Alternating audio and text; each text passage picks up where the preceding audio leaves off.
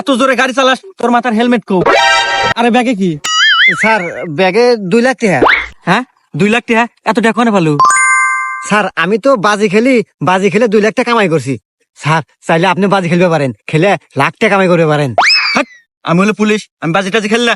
Sir ভাইবে দেখেন, বাজি জিততে পারলি 1 লাখ টাকা। হ্যাঁ 1 লাখ টাকা? শালা চাকরি রে পাইলে 8,000 টাকা মাসে। আচ্ছা ক কি বাজি? স্যার কালকে এই জায়গাতে আমি আইসা আপনার গালে একটা চোয়ার মারমু, চোয়ার মারার পর আপনার শরীর পুরো লাল হয়ে যাবো, আর যদি লাল না হয় তাহলে আপনি 1 লাখ টাকা জিতবেন। হ্যাঁ আচ্ছা ঠিক আছে, যা আমি বাজি ধরলাম, যা।